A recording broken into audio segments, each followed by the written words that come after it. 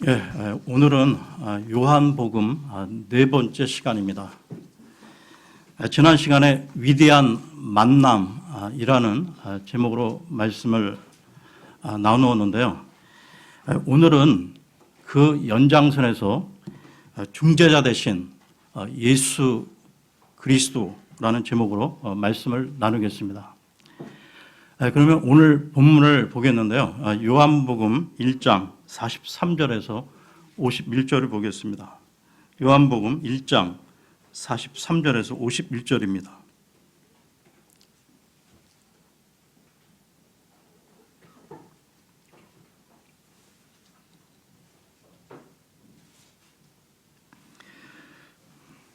그 다음 날 예수님께서 갈릴리로 나아가려 하시다가 빌립을 만나 그에게 이르시되 나를 따르라 하시니라.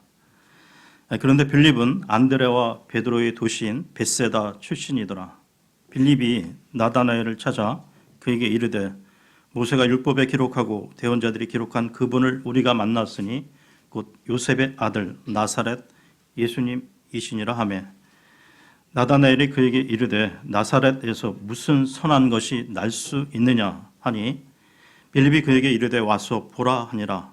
예수님께서 나다나엘이 자기에게 오는 것을 보시고 그를 가리켜 이르시되 참으로 이스라엘 사람을 보라 그 속에 간사함이 없도다 하시니 나다나엘이 그분께 이르되 어떻게 나를 아시나이까 하매 예수님께서 그에게 대답하여 이르시되 빌립이 너를 부르기 전에 네가 무화과나무 밑에 있을 때 내가 너를 보았노라 하시니 나다나엘이 그분께 응답하여 이르되 랍비여 선생님은 하나님의 아들이시요 선생님은 이스라엘의 왕이로소이다 하매 예수님께서 그에게 응답하여 이르시되 내가 너를 무화과나무 밑에서 보았다고 네게 말하였으므로 네가 믿느냐?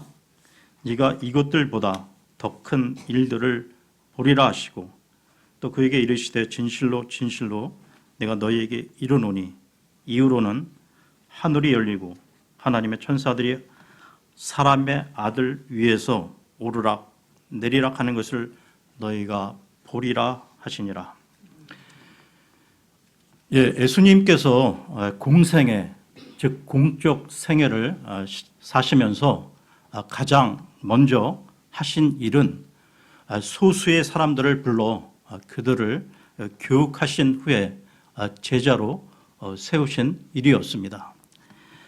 그러니까 예수님은 많은 무리보다는 소수인 12명에 관심을 두시고 제자로 삼으셨다는 것이죠.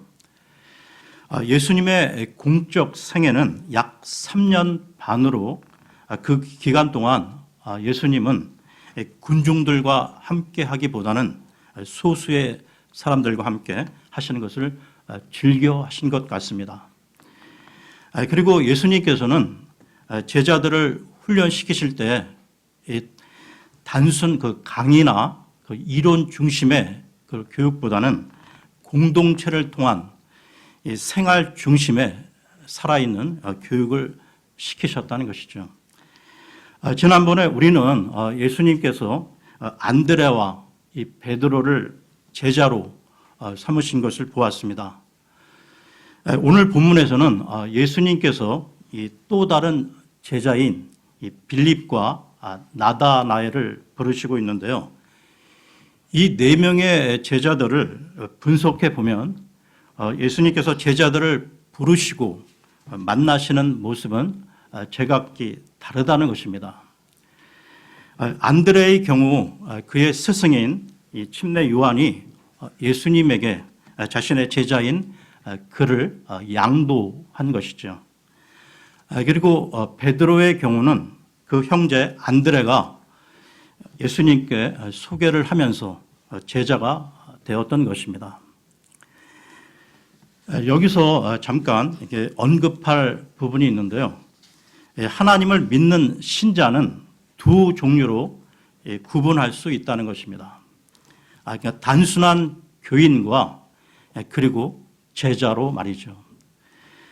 이들은 서로 많이 다르기에 삶 자체도 다르다는 것입니다. 일반적으로 교인은 주일에 교회 한 번 오는 것으로 또는 적당히 세상과 타협하며 살아가기도 하는데요. 그러나 소수의 제자는 언제 어디서나 모든 면에서 예수 그리스도를 위해 희생의 삶을 살아간다는 것입니다. 그러면 오늘 본문을 통해 예수님께서 제자로 부르신 빌립을 보겠는데요. 1장 43, 44절 보겠습니다. 1장 43, 44절입니다. 그 다음 날 예수님께서 갈릴리로 나아가려 하시다가 빌립을 만나 그에게 이르시되 나를 따르라 하시니라. 그런데 빌립은 안드레와 베드로의 도시인 벳세다 출신이더라.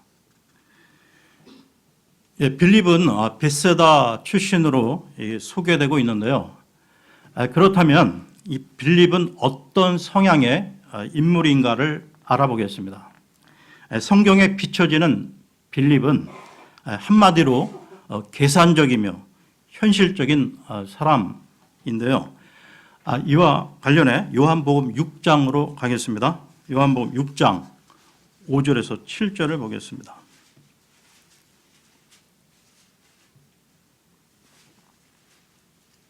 6장 5절에서 7절입니다.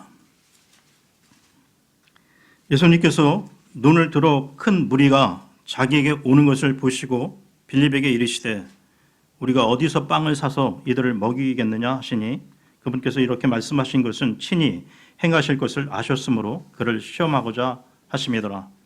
빌립이 그분께 대답하되 그들이 각각 조금씩 받을지라도 200데나리온 어치의 빵이 그들에게 충분치 아니하리이다 하매. 이 내용은 빵 5개와 물고기 2마리로 5,000명 이상을 먹이시는 소위 오병이어의 그 기적이 일어나기 직전의 상황인데요. 빌립은 여기서도 현실적인 그 안목의 소유자임을 보여주고 있습니다. 빌립에 대한 이 부분을 좀 더 알아보면 그는 예수님이 십자가 고난을 앞두고 제자들에게 여러 말씀으로 권면하실 때도 남달리 현실적인 모습을 보여주고 있다는 것이죠. 요한복음 14장으로 가겠습니다. 요한복음 14장 7절에서 9절을 보겠습니다.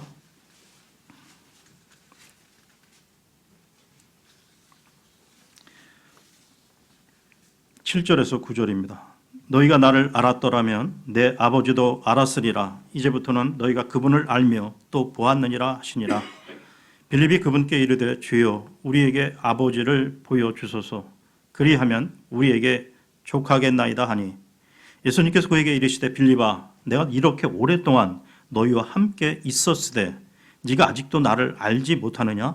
나를 본 자는 아버지를 보았거늘 어찌 네가 말하기를 우리에게 아버지를 보여주소서 하느냐. 이처럼 하나님 아버지를 보여달라고 할 정도로 이 빌립은 대단히 현실적인 사람이었습니다. 그러니까 빌립은 그 기질 자체가 계산이 맞지 않고 눈으로 확인되지 않으면 선뜻 나서지 않고 계속 망설이는 성향의 사람이었던 것이죠. 이런 빌립을 예수님께서는 직접 부르시며 제자로 삼으셨다는 것입니다. 그러면 오늘 본문으로 돌아와서요. 1장 45절을 보겠습니다. 1장 45절입니다. 빌립이 나다나엘을 찾아 그에게 이르되 모세가 율법에 기록하고 대언자들이 기록한 그분을 우리가 만났으니 곧 요셉의 아들 나사렛 예수님이시니라 하매. 예수님의 제자가 된 빌립은 또한 그 친구 한 명에게 예수님을 소개하고 있는데요. 그는 나다나엘이라는 사람이었습니다. 빌립은 그에게 예수님을 소개하기를 모세가 율법에 기록하였고 대언자들이 기록한 그분을 만났다라고 했는데요. 이 말은 곧 이스라엘을 회복시킬 하나님의 기름 부음을 받은 그리스도를 만났다는 것입니다. 그러면서 빌립은 예수님을 나사렛 예수님이라고 소개했는데요. 계속해서 1장 46절을 보겠습니다. 46절입니다. 나다나엘이 그에게 이르되 나사렛에서 무슨 선한 것이 날 수 있느냐 하니 빌립이 그에게 이르되 와서 보라 하니라. 여러분, 우리가 이 불신자들에게 전도를 하다 보면 그들이 예수님을 믿지 못하는 데에는 어떤 그 정당한 이유가 있어서라기보다는 그들 마음에 입력된 어떤 편견들 때문임을 보게 되는데요. 나다나엘도 그랬습니다. 나다나엘은 구약 성경을 통해 메시아는 유대 땅 베들레헴에서 출생해야 한다는 지식을 갖고 있었는데요. 물론 메시아는 베들레헴에서 출생하시도록 예언되었습니다. 그러나 여러분, 편견은 보통 하나는 알지만 전체를 알지 못하는 데서 일어날 수 있다는 것이죠. 그러면 예수님이 나사렛 사람으로 불린 것과 관련해 마태복음으로 가겠습니다. 마태복음 2장 19절에서 23절을 보겠습니다. 마태복음 2장 19절에서 23절입니다.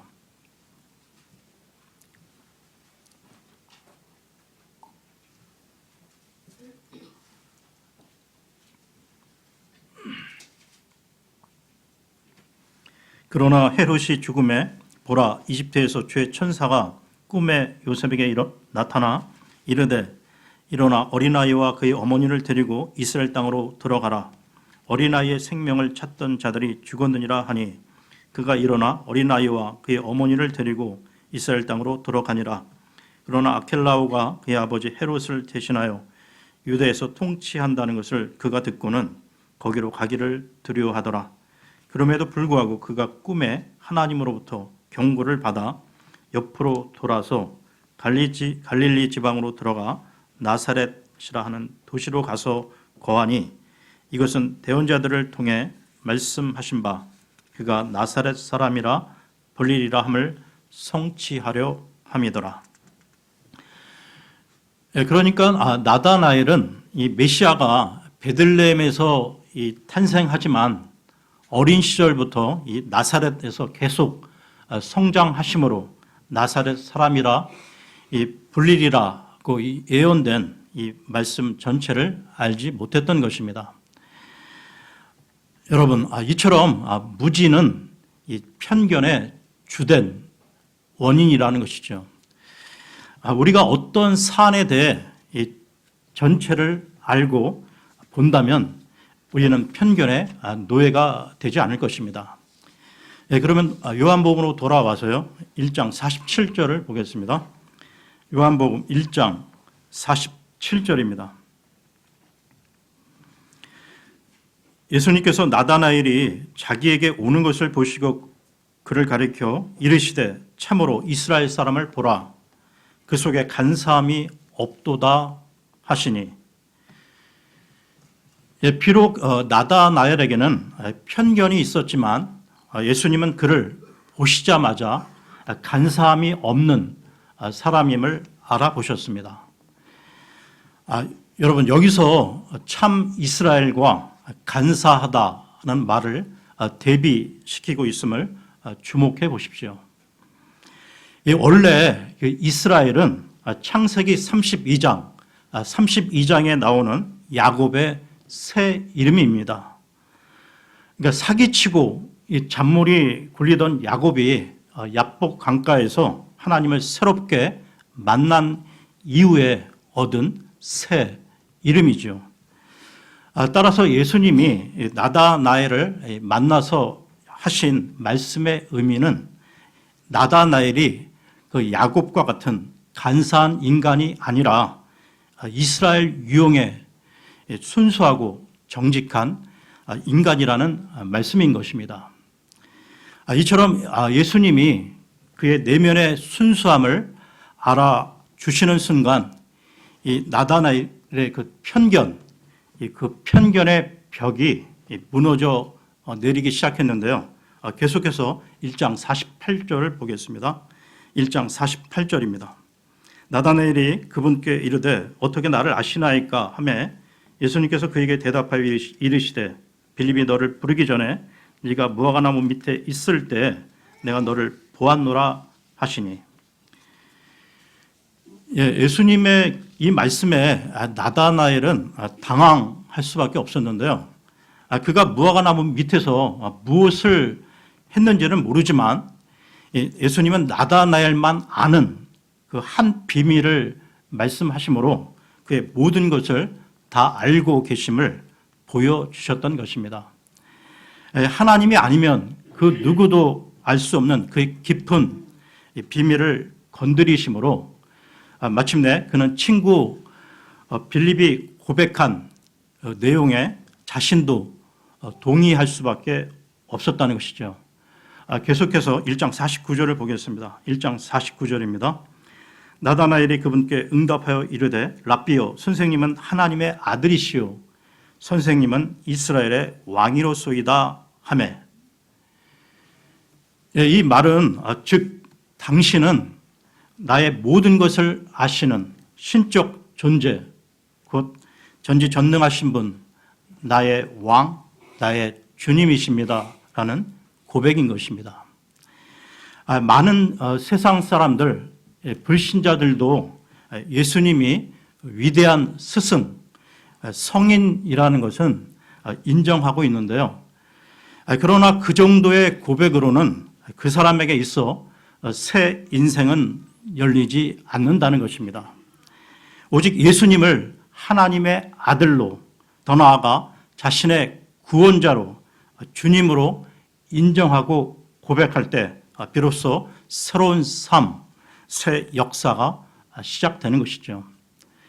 문맥을 보면 나다나엘은 그때까지 성경을 읽고 탐구해 왔습니다. 그런데 예수님을 만났을 때 그는 진정 성경의 주인공을 만난 것인데요. 다음의 말씀이 그에게 성취되는 순간을 맞이했던 것입니다. 요한복음 5장 39절을 보겠습니다. 요한복음 5장 39절입니다.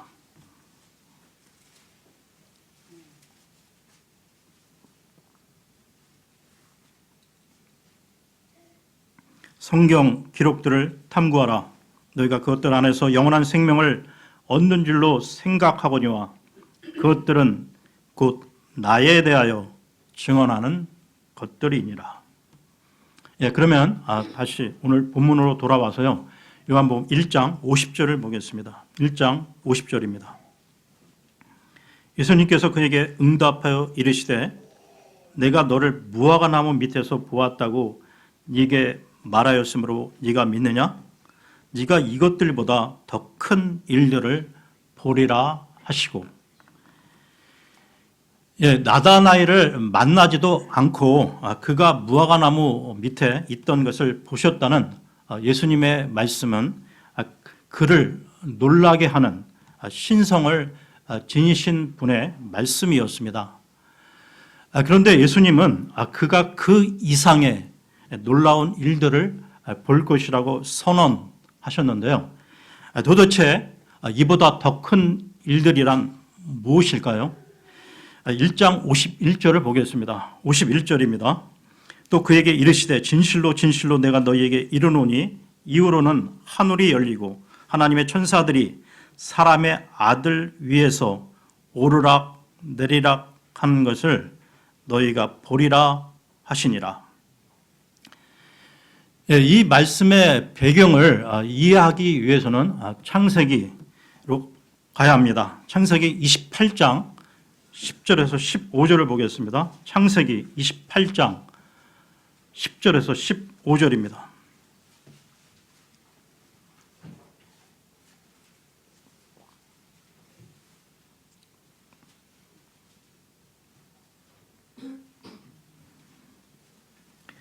야곱이 브엘세바에서 떠나 하란을 향하여 가다가 어떤 곳에 이르러 해가 지매 거기서 온 밤을 지내려고 그곳에 돌들을 치해 베개로 삼고 그곳에서 자려고 누우니라. 그가 꿈을 꾸었는데 보라, 사다리가 땅 위에 세워졌고 그곳의 꼭대기는 하늘에 닿았더라. 또 보니 하나님의 천사들이 그것 위에서 오르락 내리락 하더라. 또 보라, 주께서 그 위에 서서 이르시되 나는 주니 곧 내 조상 아브라함의 하나님이요 이삭의 하나님이니라. 네가 누운 땅을 내가 너와 내 씨에게 주리니 내 씨가 땅에 티끌같이 되어 네가 서쪽과 동쪽과 북쪽과 남쪽으로 널리 퍼지며 너와 내 씨 안에서 땅의 모든 가족들이 복을 받으리라. 또 보라, 내가 너와 함께 있어 네가 가는 모든 곳에서 너를 지키며 너를 이 땅으로 다시 데려오리라. 내가 네게 말한 것을 행할 때까지 너를 떠나지 아니하리라 하시니라. 야곱이 그 형의 그 장자권을 빼앗은 후 그 형의 진노를 피해 외삼촌 라반이 있는 하란으로 향하고 있었습니다. 집을 떠나 먼 길을 가던 중 해가 저물어 한밤중 그 돌을 베개 삼아 들에서 유숙하다가 야곱은 한 꿈을 꾸게 되는데요.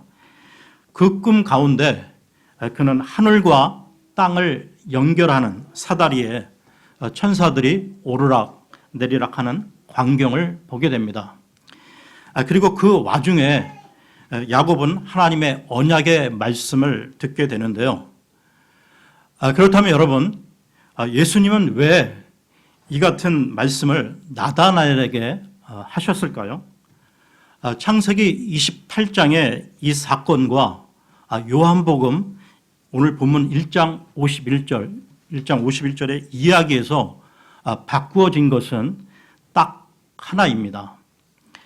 창세기 28장의 그 천사들이 오르락 내리락 하는 이 사다리 대신 요한복음에서 예수님은 천사들이 사람의 아들 위에서 오르락 내리락 하리라고 말씀하셨는데요.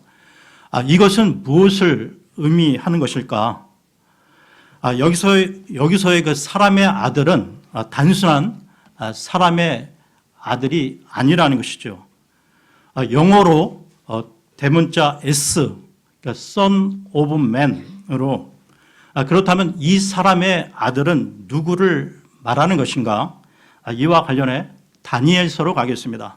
다니엘서 7장 13절, 14절을 보겠습니다. 다니엘서 7장 13, 14절입니다.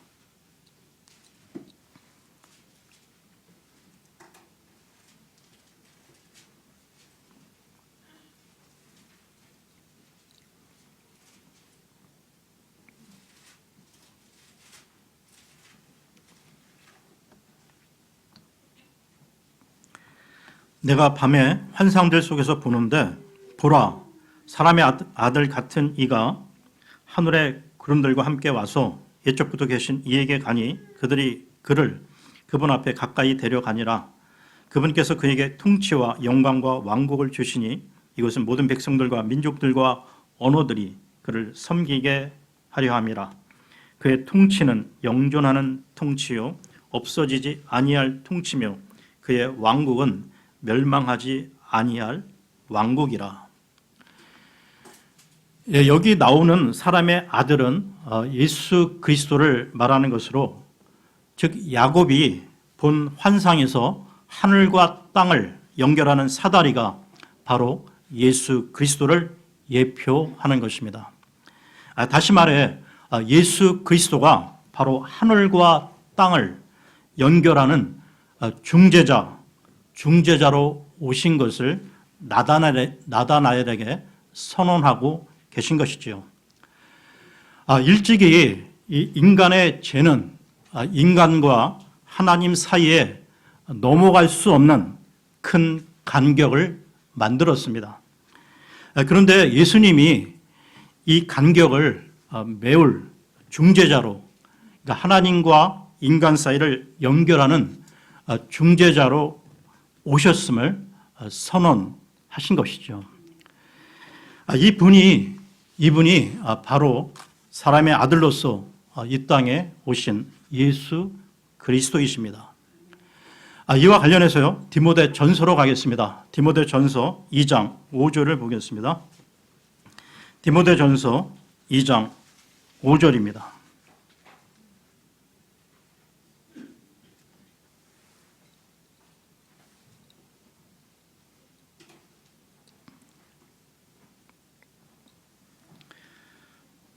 한 하나님이 계시고 하나님과 사람들 사이에 한 중재자가 계시니 곧 사람이신 그리스도 예수님이시라.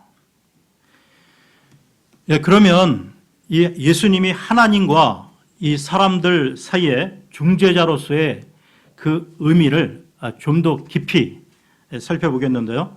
다시 창세기 28장의 그 야곱에게로 돌아가 보겠습니다. 그는 아버지와 그 형에게 죄를 지은 후 죄책감을 안고 도망가던 불안한 자였습니다. 그런 그에게 하나님이 찾아오신 건데요. 그런데 그를 책망하고 벌을 주시는 것이 아니라 용서하고 오히려 복을 주셨다는 것입니다. 그러면서 그가 어디로 가든지 임마누엘, 즉 하나님이 함께 하시며 지켜주실 것을 약속해 주셨다는 것이죠. 야곱은 잠에서 깨어 하나님이 자기를 만나주신 그곳을 베델, 즉 하나님의 집이라 부르게 됩니다. 그런 의미에서 야곱이 본 이 환상은 어느 날 이 중재자이신 예수 그리스도가 역사의 지평선으로 오실 엄청난 광경이었던 것이죠. 옛 언약인 율법에 비추어 보면 야곱에게는 소망이 없었습니다. 그는 당연히 심판에 따른 벌을 받아야 할 죄인이었죠. 희망도 없이 방황하다가 인생을 끝내야 할 존재였습니다. 그런데 일방적으로 이 하늘에서 땅으로 은혜의 사다리가 펼쳐진 것이죠. 그는 뜻밖의 하나님의 은혜를 받고 미래에 대한 복까지 약속받았던 것입니다. 이것이 바로 새 언약, 즉 예수 그리스도를 통한 복음의 예표인 것이죠. 그러므로 우리 신약 성도들 또한 이 야곱과 마찬가지로 사다리 역할인 중재자 대신 예수 그리스도를 통해 구원의 은혜와 영원한 생명의 복을 누리게 된 것입니다. 이와 관련해서요, 에베소서로 가겠습니다. 에베소서 2장 1절에서 7절까지 보겠습니다. 에베소서 2장 1절에서 7절입니다.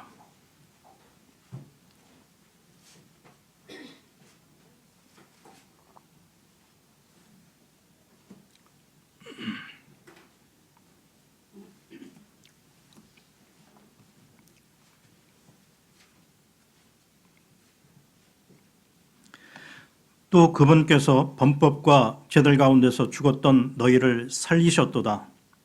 지나간 때에는 너희가 그것들 가운데서 이 세상의 행로를 따라 걸으며 공중의 권세 잡은 통치자, 곧 지금 불순종의 자녀들 가운데서 활동하는 영을 따라 걸었느니라.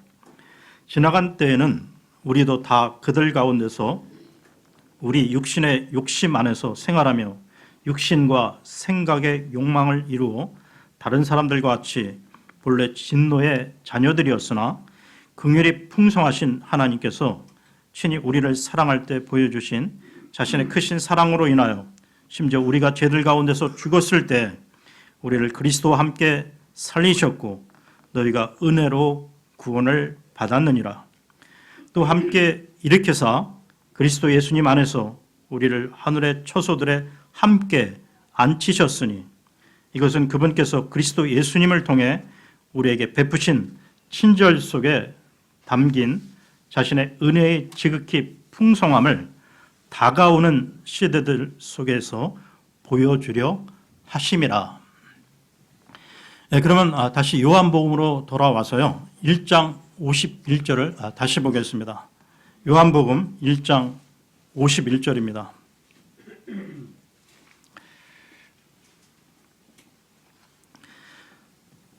또 그에게 이르시되 진실로 진실로 내가 너희에게 이르노니 이후로는 하늘이 열리고 하나님의 천사들이 사람의 아들 위에서 오르락 내리락 하는 것을 너희가 보리라 하시니라. 이 구절은 또한 앞으로 일어날 이 재림의 문맥으로도 보아야 하는데요. 왜냐하면 사람의 아들이라는 이 말이 원래 초림에 예수 그리스도께서 육신을 입으시고 이 땅에 계시던 동안에 쓰여지던 말이었습니다. 그런데 앞으로 예수 그리스도께서 육신을 입으시고 땅에 계시는 것은 초림 때뿐만 아니라 앞으로 다시 오실 재림 때에도 육신을 입고 오신다는 것이죠. 그러므로 성경에서 예수 그리스도를 가리켜 사람의 아들이라는 표현을 사용할 때는 그분의 재림 문맥일 수도 있음을 기억해야 한다는 것입니다. 네, 오늘은 여기까지 하겠습니다.